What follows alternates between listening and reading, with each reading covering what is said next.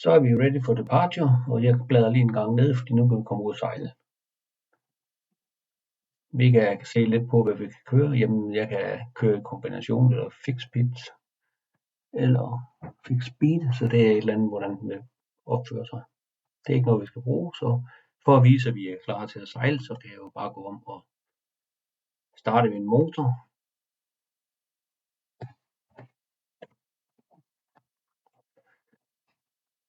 Så hvis jeg går ned i mit panel directory og kører motoren herfra, der kan vi se, at den står inde i control room. Så er det faktisk sådan, at jeg bare kan afvente et signal op fra skipper, om vi skal sejle. Der går jeg op på broen nu og siger, jamen jeg vil gerne have slow ahead. Der sker ingenting, fordi min kontrol står nede i kontrolrummet. Så går jeg ned i mit maskinkontrolrum og giver ham slow ahead op på 40. Cirka sådan der.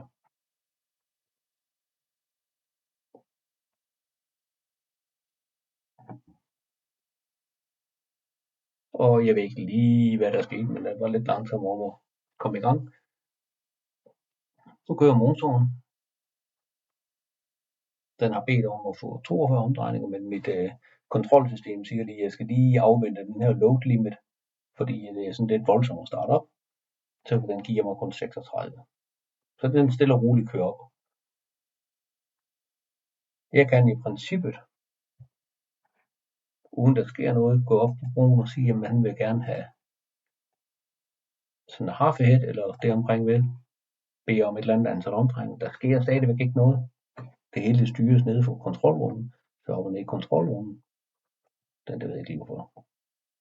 Det er fordi, jeg ikke har reageret sådan der. Så for eksempel et level mismatch. Nu kommer mit termiske logprogram ind og siger, skipper, tag det lige roligt, vi skal lige have varmet motor og alle delene op. Så stille og roligt, så starter vi op. Nu starter vi med 39 omdrejninger i minut. Der er lige noget, jeg skal tjekke her. Så for lige at tjekke, jeg kan ikke komme ud og sejle, hvis jeg går op på broen og kigger. Jeg skal lige over til min motor igen. Jeg skal op på broen og kigge. Ship speed ligger på 0, og det burde jo ikke være meningen. Det er fordi, der er en lille kontrolfunktion bygget ind i det her. Det er, at hvis man ikke går over i sit fortøjningsspil og giver løs her, det vil sige skip mode, det vil sige, det er fortøjet til kajen. Så nu smider vi lige alle trodserne i vandet og er klar til at sejle. Så vil man også kunne se, at nu stiger hastigheden på skibet. De væsentlige ting nu, det er bare at se, om der sker noget undervejs, og det vil sige, at jeg holder øje med mine alarmer. Men umiddelbart, nej, der burde ikke ske noget. Vi har nogle temperaturer, der skal være. Jeg kan jo selvfølgelig lige rende alle mine systemer igennem, så jeg starter lige med mit søvandssystem. Tjekker, at søvandssystemet det kører. Der er ikke noget, der ser forkert ud på nuværende tidspunkt. Mit flow er der. Jeg tager mit bunkersystem, det ved jeg godt, det ikke er varmt op, så det gider jeg ikke arbejde med en sætningtanke. Det var dem, der sagde, der var lave temperaturer. De er i gang med at varme op. Jeg kan se, der er et lille dampflow til, så det sker stille og roligt. Jeg har kørt på en separator, min heavy fuel oil service tank. Den er også varmet op. Min dieselolietank, den har lidt lav temperatur. Vi kan da godt lige give den 35 grader, så får den 35 grader, det skal ikke skille os af. Min heavy fuel oil separator 1 kører, 2'eren er lukket, min dieseloliecentrifuge er stoppet, min smøroliecentrifuge den kører og renser vores smørolie. Ferskvandssystemet det kører, vi har 80 grader der er flow igennem systemet. Mit lavtemperatursystem fungerer. Mit fueloliesystem fungerer. Op igennem min forvarmer, ned igennem mit backflush filter, op til min dieselgenerator og retur igen. Det lader til den ene dieselgenerator kører på heavy fuel, det er fint nok. Det vil man ikke gøre i havn. Ud til hovedmotoren, det kører. Mit smøroliesystem, Der er olie i tanken. Det kører, min temperatur den ligger på 42 grader. Den skulle ligge på 45 grader, men det kommer stille og roligt, når motoren bliver varm. Der er flow til min stempelkøling, der er flow ned til min lejer, og der er cylinder smørolie på. Min kamakselsystem kører. Den kører med 2 pumper i øjeblikket, og det skyldes sandsynligvis temperaturen. Vi kan lige prøve at gå over og slå den ene fra. I pumpekontrollen, min kamaksselpumpe der, der slår den lige over auto, så jeg stopper den der og sætter den i auto igen. Det kan godt være, den starter igen, men det kunne tænkes, det er fordi olien er for kold. Hopper jeg tilbage. Det fungerer udmærket, der er smøring på. Så fortsætter jeg et skyldeluftsystem. Vi kan se, at hjælpeblæserne de er stoppet igen, fordi nu leverer turboladeren luft. Temperaturen ser fornuftig ud. 37 grader, udstødsgaskedlen får noget her. Den kommer vi til, når vi går igennem systemerne. Det er vores Selected Catalytic Reduction system. Det gør vi ikke noget ved. Manøvresystemet gør ikke noget ved. Det gør jeg heller ikke noget ved. Min lokalkontrol, den gør jeg heller ikke noget ved. Den lader jeg bare stå i auto i tilfælde af, at vi gasser ned.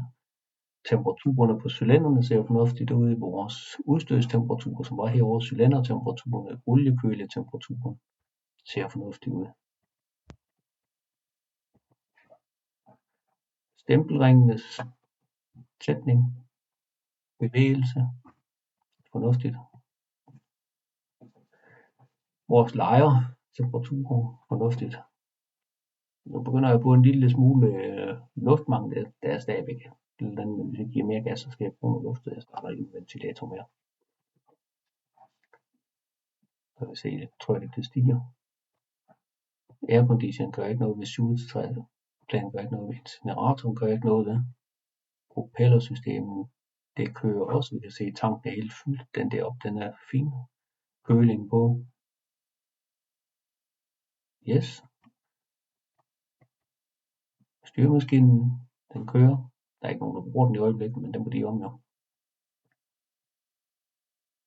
Jeg tror nok, de der ventiler skal lukkes. Sådan der. Startluftsystemet, det er i orden. Vi har jo luft på vores tank. Normalt, men er der nogen, der vil lukke den her? Andre, de siger, den står altid åben. Service air. Ferskvandsgenerator gør vi ikke noget. Vi har ikke noget ned i vores linsebrønde. Linsevandsseparatoren, den starter vi op på et tidspunkt, hvor vi har lyst. Kølesystemet bruger ikke til noget.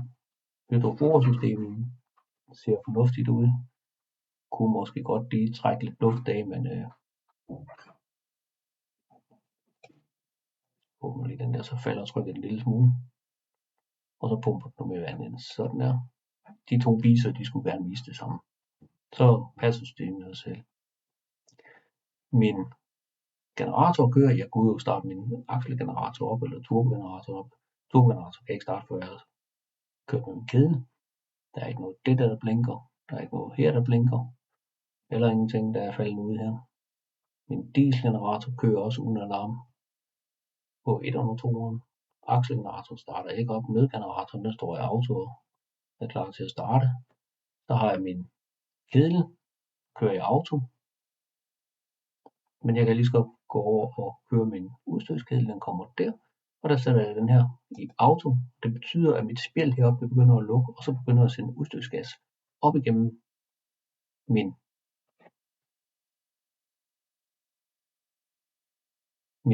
udstødskedel. Men det går sådan forholdsvis roligt. Vi kan se, at spjældet det begynder sådan at dreje stille og roligt, og den bliver styret af mit damptryk. Hvis damptrykket det bliver for højt, op til 9 bar, jamen så vil den begynde at lede udstødsgas udenom udstødskedlen. Men i øjeblikket, den kan bare bruge alt det, den kan.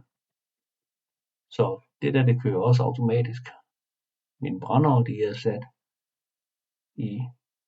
i automatik. Kondensatoren bruger jeg ikke, fordi jeg har ikke nogen turbiner startet op. Så er mine cargo-turbiner, mit inertgasanlæg, mooringanlæg. Man kunne godt tage dem der ud af alert mode nu, for det behøver vi ikke tro. Og det betyder, at hvis jeg vil køre optimal load, så vil den sandsynligvis koble generator 2 ud. Se, der er ikke behov for den. Så kobler den generator 2 ud. Og slår generator 1. Det er den der prioritet 2. Alt det her i auto. Der vil vi godt lige se, om der var et eller andet her. Nej, det ser fornuftigt ud. Vi kan jo sige til skipper, at nu må han gerne trække den op på broen. Og så kan han få lov til at bestemme. Så det gør jeg ved at trykke her. Så skal jeg ned i kontrolrummet, kvittere og sige, at du må gerne få den. Værsgo, skipper. Så er skibet dit.